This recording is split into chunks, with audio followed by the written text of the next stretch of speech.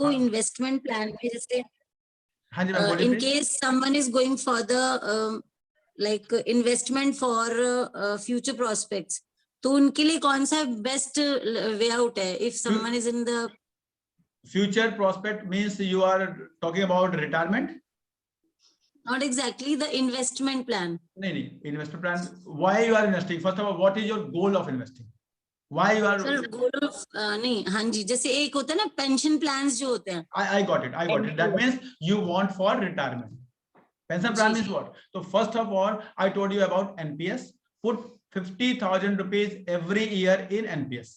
You will get the tax benefit there. Okay. उसके बाद अगर if you have extra, divide it into as per the rule of diversification. आपने कहा 40 years, that means 40 years में क्या करेंगे? उसका 60% into equity. Equity means अच्छे म्यूचुअल फंड में डाल दीजिए.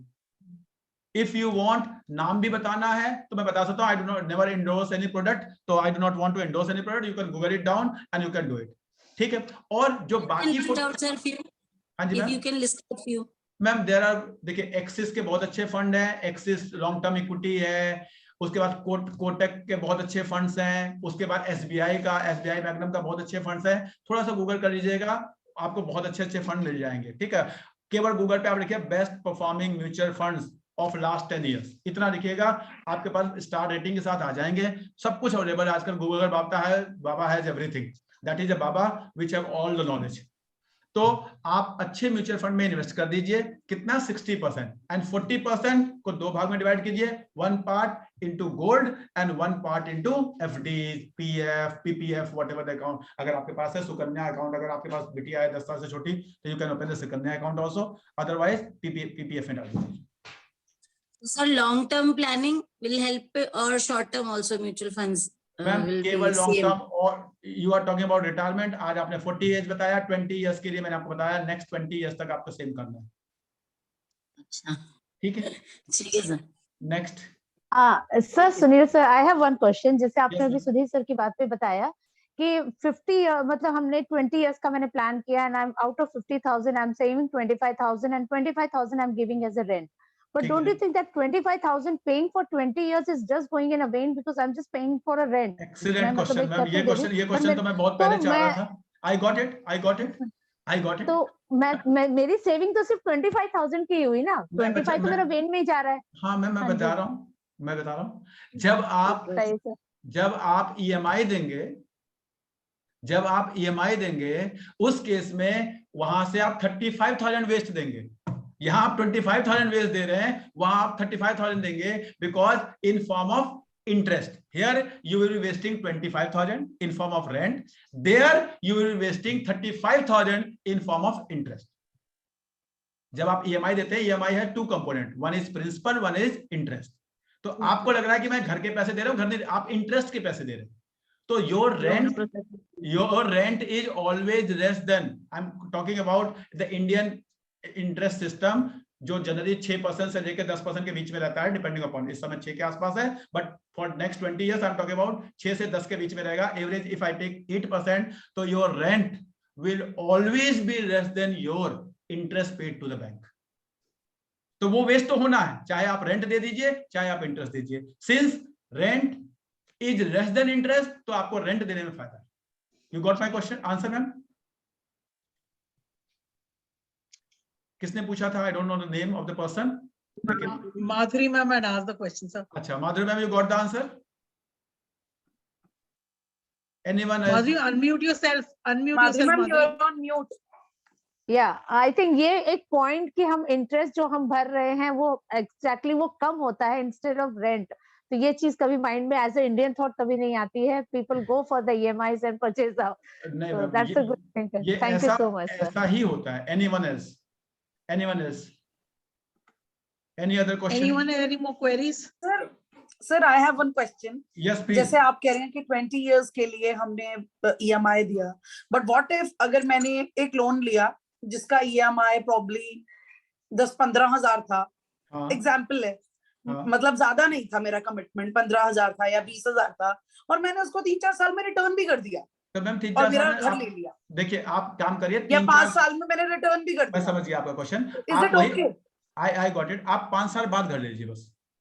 you will be in profit. जब आपको लग रहा है कि आप 5 साल में आप रिटर्न कर पाएंगे, दैट मींस आपके पास पैसे तो उसमें, तो you wait only for 5 year, 5 साल के बाद आप घर ले लीजिए, यू विल बी इन तो प्रॉफिट. सर उसकी वैल्यू नहीं तब तक बढ़ जाएगी? तो मैम आपने जो इंटरेस्ट दे दिया उसकी वो भी तो बच जाएगा आपका.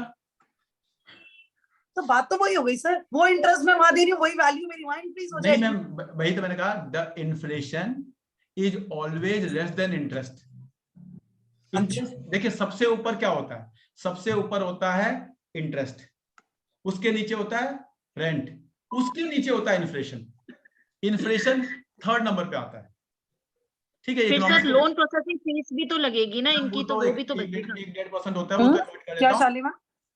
हमेशा बट वो मतलब परसेंटेज तो वैसे इंक्रीज होगी ना, 1% भी और इंक्रीज ही हुआ है. तो हमेशा कभी भी हमें घर, और सबसे बड़ी चीज घर, तो मान लीजिए किसी ने इमोशंस होते हैं, ले भी दिए. जो लोन पे कार ले लेते हैं ना, उनसे ज्यादा तो मतलब फाइनेंशियल, मतलब कहते हैं ना, मैं वर्ड यूज नहीं करूंगा, कोई होगा तो कहेगा देखो वर्ड, वो फाइनेंशियल क्या कहते हैं, बेवकूफी.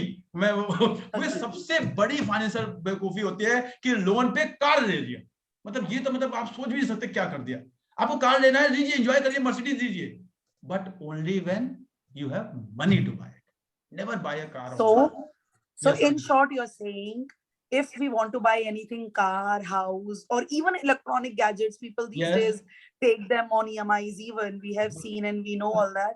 So Hmm. whenever we have that capacity to pay for that amount, we shall be Then taking it only after the buy. gap of that very much time. Excellent, Simple excellent, short ma'am. story यही है sir, है ना? ये एकदम. कि मैं क्या 5 साल बाद घर लीजिए या 10 सपोज साल अभी बाद होता कार क्या है, देखिए होगा, आज आपके पास एक कार है, आज के 5 साल बाद आप इस कार को बेच देंगे, बेच के जो पैसे आएगा उसको डाउन पेमेंट करेंगे, एक कार लेंगे और उसको अगले 5 साल तक ईएमआई देंगे. जनरली ऐसा हम करते हैं. आपको ऐसा नहीं.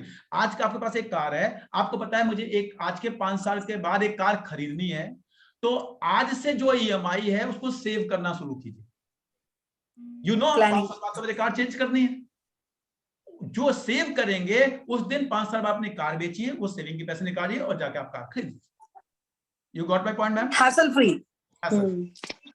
So this is called as. लेकिन सर अगर सर अभी मुझे रिक्वायरमेंट है किसी चीज की और मेरे पास उतने पैसे नहीं है जो कि सिर्फ ईएमआई से ही आ सकते हैं, उस कंडीशन में तो बेनिफिशियल होगा ना सर. सर आपके रिक्वायरमेंट, मैंने आप इसका आपको पहले आइडेंटिफाई करना है कि आपकी नीड है या लग्जरी है. रिक्वायरमेंट बताइए. हाँ वो है, नीड है. नहीं मुझे बताइए आपकी रिक्वायरमेंट बताइए मुझे, आप बताइए उस रिक्वायरमेंट को. सपोज कीजिए मेरे को लैपटॉप चाहिए सर, ठीक है सर, हाँ. और मुझे अभी चाहिए क्योंकि टूट गया या कुछ भी हो गया सपोज कीजिए सर, और मेरे पास मनी नहीं है इस टाइम 50,000. ठीक है सर, तो मैं तो उसको ईएमआई से इजीली मैं ले सकता हूँ 4 या 5 जो भी मैं मंथली देना चाहता हूँ. ये आपके कंटीजेंसी एक्सपेंसेज आए सर. देखिए मैंने अभी थोड़ी देर पहले कहा था एक्सपेंसेज हैं, कंटीजेंसी के एक्सपेंसेज है. मैंने वहां पे वर्ड भी यूज किया था इलेक्ट्रॉनिक्स के. उसके लिए तो आप कुछ नहीं कर सकते. अब आप सपोज आपका एक्सीडेंट हो गया और आपको 2 लाख रुपए की जरूरत पड़ गई, तो वहां पे अगर किसी को पर्सनल लोन भी लेना पड़ेगा तो लेगा, क्या करेगा वो दैट इज अनदर. मैं वही कह रहा था सर, उस कंडीशन में तो फिर हेल्पफुल होता है. हाँ, लेकिन वहां पे भी क्या मैं 20, जैसे मेरा लैपटॉप, जिस लैपटॉप से मैं आपसे बात कर रहा हूँ, दिस कॉस्ट ओनली 21,000. एचपी का लैपटॉप है 21. अब आपकी क्योंकि नीड थी, घर से क्लास लेना था, आपने जाके 50,000 का, 60,000 का, 2 लाख का आपने कोई एप्पल का लैपटॉप ले लिया. तो दैट इज नॉट. अगर आपको एप्पल का लेना है तो पहले 20,000 वाला लीजिए, 2-3 साल यूज कीजिए, पैसे सेव कीजिए, उस पैसे से जाके एप्पल का लैपटॉप परचेज कीजिए. यस सर, वो जो सर आपने लग्जरियस वाली बात बताई थी. एकदम. तो your luxury, all the luxuries has to be planned. Luxuries can never be sudden. Emergencies can be sudden. Luxuries cannot be sudden. कि आप गए घूमते हुए और आपको लैपटॉप अच्छा लग गया, डिस्काउंट आया, चलो खरीद लेते हैं, तो ठीक है. Anything else? Right, sir. Thank you, sir. Sir, there's one query in the chat given by one of the teachers. Yes, ma'am. Asking that is there any age limit for NPS? NPS, ma'am, 65 years तक ले सकते हैं. I don't think there will be a teacher of more than 65 years age. No, I don't think so. So you can buy. So I think ma'am, you must have got your answer to the query.